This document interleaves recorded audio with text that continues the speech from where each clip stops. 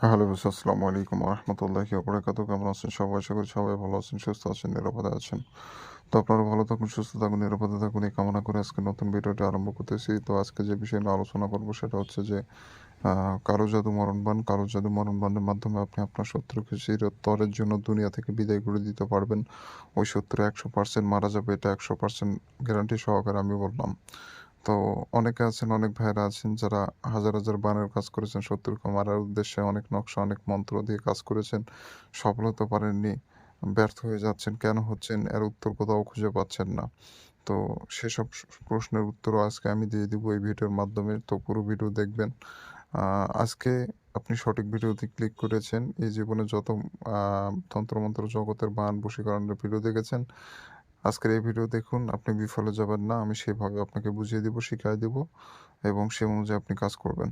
তো বন্ধুগণ, অনেক ভাই ও বন্ধুরা আছেন যারা শত্রু জালে নির্যাতিত, শত্রু পদে, পদে বিপদগ্রস্ত করতেছে, শত্রুর জ্বালা বাঁচতে পারছেন না। শত্রু আপনাকে অনেকভাবে বিপদে ফেলতেছে। ঝগড়া, ঝামেলা, মারামারি থেকে শুরু করে বিভিন্নভাবে সংঘাত হতে পারে। শত্রু কিন্তু অনেকেই হতে পারে। নিজের পরিবারেরও হতে পারে, পরিবারের বাইরের হতে পারে, বংশের হতে পারে, বন্ধু, ভাই, বাগার, পাড়া প্রতিবেশী, আত্মীয়-স্বজন, কলিগ, একসাথে কাজ করেন এমন কোনো ব্যক্তি, দেশের শত্রু, দেশের বাইরের শত্রু অনেক হতে পারে। তো ওদের সাথে টাকা-পয়সা বা ক্ষমতা দিয়ে অনেক সময় পেরে ওঠা যায় না। তখন কিন্তু দেওয়ালে পিঠ থেকে যায়, করার আর কিছু থাকে না। সে অবস্থায় আপনি যদি এই বাণটি প্রয়োগ করেন, কেউ কোনো কিছু টের পাবে না। আপনি বাণটি প্রয়োগ করলেন, শত্রু মারা গেল। সবাই ভাববে হয়তোবা ব্রেন স্ট্রোক, হার্ট অ্যাটাক বা বিভিন্ন কারণে মারা গেছে। তাকে যে বানটা মারা হয়েছে এটা কোনোভাবেই কেউ কোনো প্রকার বুঝতে পারবে না বা জানতে পারবে না। আপনি এই বিষয়টা নিশ্চিত থাকতে পারেন। এই বিষয় নিয়ে অনেকে ভয় পায় যে আমি যে বানটা মারলাম সবাই কি বুঝতে পারবে কিনা? বুঝতে পারলে তো আপনার সমস্যা। এরকম অনেকে মনে করতে পারে। তো ভাই, বান, তন্ত্রমন্ত্র জগতে যেটাই করেন না কেন এগুলো বুঝতে পারবে না। যদি না আসল তান্ত্রিক হয়। আসল তান্ত্রিক হলে একটু বুঝতে পাবে। কিন্তু ও মনে করেন কিছু করতে পারবে না। কারণ এটা টোটকার কাজ। তো সমস্যা নেই। সব নিয়ম অনুযায়ী কাজ করবেন। আমার বলা নিয়ম অনুযায়ী কাজ করবেন। 100% কাজ হবে। যখনই ব্যতিক্রম করবেন, কাজে ভুল করবেন বা একটু 19-20 করবেন তখন কিন্তু আপনার নিজেরও ক্ষতি হয়ে যেতে পারে। এইজন্য কুফরি কাজ এগুলো মনোযোগ সহকারে দেখবেন। দরকার হলে ভিডিওটা ৩ থেকে ৪ বার দেখবেন। নিয়মগুলা মুখস্থ করবেন, ঠোঁটস্থ করবেন, তারপরে কাজ করবেন। কোনো প্রকার ভুল ভ্রান্তি করার চেষ্টা করবেন না। ইনশাআল্লাহ আপনারা সফল হবেন। দোয়া সবসময় আপনাদের সাথে থাকবে। তো যারা আমার চ্যানেলে নতুন, এরকম ভিডিও আরও পেতে চান, দেখতে চান, শিখতে চান, তারা অবশ্যই আমার চ্যানেলটি সাবস্ক্রাইব করে পাশে থাকা বেল আইকনে ক্লিক দিয়ে অল নোটিফিকেশন অন করবেন। এতে করে পরবর্তী সব নতুন, নতুন ভিডিওগুলো দেখতে পারবেন সবার আগে। তো যাই হোক বন্ধুরা, আর বেশি কথা বলবো না। মূল ভিডিওতে চলে যাওয়া যাক। তো আপনি যদি শত্রুকে মারতে চান সেক্ষেত্রে ওই শত্রুর নাম জানতে হবে, ওর পিতার নাম জানতে হবে। ওই শত্রুর নাম এবং তার পিতার নামটা অবশ্যই জানতে হবে। এবং আপনি একটা সাদা কাপড় নিবেন। সাদা কাপড় নিবেন, সেই সাদা কাপড়ের উপরে এই নকশাটা আপনারা স্ক্রিনে দেখতে পাচ্ছেন। ওই নকশাটা আপনাকে ওই সাদা কাপড়ের উপরে আপনাকে লিখতে হবে লাল কালি দিয়ে। বাজারে লাল কালি কিনতে পাওয়া যায়, 10 টাকা বা 20 টাকার যদি নেয় ওই কলমটা নিয়ে আসবেন, নিয়ে লাল কালি দিয়ে আপনি নকশাটা অঙ্কন করবেন। স্কেল ব্যবহার করবেন, স্কেল ব্যবহার করে সম্পূর্ণ নকশা অঙ্কন করবেন। এবং ভরাটের যে বিষয়টা দেখতে পাচ্ছেন, একটা ঘর ভরাট, ওই ঘরটা আপনি ওই লাল কালি দিয়ে ভরাট করে দেবেন। তো এইভাবে করে আপনাকে মূলত নকশাটা কমপ্লিট করতে হবে। আর যে আপনি নকশার উপরে মানে যে কাপড়ের উপর, যে সাদা কাপড়টার উপরে আপনি নকশাটা লিখবেন, ওই কাগজটা কাপড়টা পুরোপুরি সাদা হতে হবে এবং কোনো প্রকার নোংরা আবর্জনা বা স্পট, দাগ কোনো কিছু যেন না ভরে থাকে। এক কথায় অপবিত্র কোনো কিছু যেন ভরে না থাকে। এক কথায় পবিত্র জিনিস হতে হবে। দরকার হলে কাগজটা কিনে এনে কাপড়টা কিনে এনে আপনি পানিতে ধোবেন, ধোয়ার পর শুকাবেন, তারপরে আপনি কাজ করবেন। আশা করি বুঝাতে পেরেছি। কারণ একটু অপবিত্র হলেও কিন্তু কাজটা হবে না। তো আশা করি বুঝতে পেরেছেন। তো এই নকশাটা আপনি মূলত যেকোনো দিনই লিখতে পারবেন। তবে শুক্রবার দিনটা এই নকশা লেখার জন্য উত্তম একটি দিন।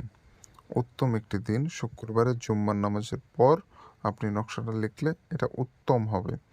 এবং আপনি যদি অন্য কোনো দিনেও করেন সমস্যা নাই, লিখতে পারেন। তবে কাজ না হওয়ার সম্ভাবনা বেশি থাকে। কারণ অন্য দিনে করলে নকশা কাজ নাও করতে পারে। তবে শুক্রবার দিনে করলে 100% কাজ হবে। এটা কোনো মিস নাই। তো যাই হোক, যখন নকশা লিখবেন আশেপাশে যেন কেউ না থাকে, নিরিবিলি জায়গায় বসে সম্পূর্ণ নকশা কমপ্লিট করবেন। এক ধ্যানে এক মনস্কে সম্পূর্ণ কমপ্লিট করবেন নকশাটি। নকশা লেখা অবস্থায় কোনো বিষয়ে ভাববেন না, অন্য কোনো বিষয়ে ভাবতে ভাবতে নকশা অঙ্কন করবেন না। সমস্ত মস্তিষ্কর মানে চিন্তা ভাবনা নকশার মধ্যে মনোনিবেশ করতে হবে এবং নকশা লেখা অবস্থায় কারোর সাথে কথা বলা যাবে না। নিরিবিলি জায়গায় বসে, একাকী বসে, কোলাহলমুক্ত জায়গায় বসে নকশাটা কমপ্লিট করবেন। আপনি নিজে পাক-পবিত্র থাকবেন, যে জায়গায় বসে নকশা লিখবেন জায়গাটাও যেন পাক-পবিত্র হয়, এই বিষয়টা লক্ষ্য রাখবেন। এভাবে করে সম্পূর্ণ নকশা আপনাকে প্রস্তুত করতে হবে কাপড়ের ওপরে, সে সাদা কাপড়ের উপরে। এবং আপনি লক্ষ্য করলে দেখতে পারবেন নকশার নিচে নাম দিতে হবে। এখানে নাম উল্লেখ করা আছে। ওই নামের জায়গায় প্রথমে দিয়ে দিবেন শত্রুর নাম। তার নিচে সোজা মাঝ বরাবর ওখানে দিবেন তার পিতার নাম। প্রথমে দিবেন শত্রুর নাম, তার নিচে তার পিতার নাম, তার নিচে তার ঠিকানাটা দিবেন। যদি ঠিকানা না জানা থাকে, ঠিকানা খুব একটা বড় বিষয় নয়, এটা অপশনাল। ঠিকানা দিলে দ্রুত কাজ হয়, ঠিকানা না দিলেও কাজ হবে, সমস্যা নাই। সেটা আপনার ব্যক্তিগত ব্যাপার। তো এভাবে করে সম্পূর্ণ নকশা কমপ্লিট করে ফেলবেন। কমপ্লিট হয়ে যাওয়ার পর এই নকশাটা আপনাকে জাগ্রত করে ফেলতে হবে। ডিসক্রিপশন বক্সে লিঙ্ক দেওয়া থাকবে, জাগ্রত করার মন্ত্র ওখানে দেওয়া আছে। আপনি চেক করে নকশা জাগ্রত করে নেবেন, অথবা ইউটিউবে সার্চ দেবেন কীভাবে নকশা জাগ্রত করতে হয়। একটা মন্ত্র আছে, ওই মন্ত্রটা পড়ে নকশার উপর ফু দিবেন, ছোট্ট একটি মন্ত্র পড়ে নকশার উপর ফু দিবেন, নকশা জাগ্রত হয়ে যাবে। এবং জাগ্রত হয়ে গেলে ওই কাপড়টা আপনাকে আপনাকে একটা কবিতর নিতে হবে। একটা কবিতর নিয়ে কবিতরের পায়ে বেঁধে দিবেন, বেঁধে দিয়ে কবিতরটা আকাশে উড়ায় দিবেন। এটুকুই আপনার কাজ, আপনাকে আর কিছু করতে হচ্ছে না। এটুকুই কাজ করে রাখবেন, আপনাকে আর কিছু করা লাগবে না। তো এখন আসি যারা কাজ করেন সফলতা অর্জন করতে পারেন না তাদের বিষয়ে। ভাই, একটা বানের কাজ কমপ্লিট করতে গেলে অনেক কিছুর প্রয়োজন হয়। সর্বপ্রথম যেটা অনুমতির প্রয়োজন হয়। যে কোনো সিদ্ধ গুরুর থেকে অনুমতি নিতে হবে, সেটা আমি হই বা যে কেউ হতে পারে। সিদ্ধ গুরুর অনুমতি ব্যতীত কখনো এগুলো কাজে সফল হওয়া যায় না। তো আমার থেকে অনুমতি নেওয়ার সিস্টেম হচ্ছে আমার চ্যানেল সাবস্ক্রাইব করতে হবে এবং কমেন্টে নামটা লিখে দিয়ে যেতে হবে। তাহলে অনুমতি পাবেন, তাছাড়া পাবেন না। এবং নকশা জাগ্রত অনেকে না করেই কাজ করেন। আবার নকশা লেখার সঠিক নিয়ম জানেন না। ভিডিওতে বলার বাইরেও অনেক নিয়ম থাকে যেগুলো মানতে হয়। এবং নিজের শরীরের কোনো সমস্যা থাকতে পারে, এজন্য কাজ হয় না। আপনার শরীরে সমস্যা থাকলে কাজ হবে না। এবং যার উপর প্রয়োগ করতেছেন তার শরীরে একটা সমস্যা থাকলে কাজ হবে না। তো এরকম অনেক নানান কারণে কিন্তু কাজ হয় না। তো এইসব যারা সমস্যা ফেস করেন তাদের তো প্রশ্নের উত্তর পেয়েই গেলেন।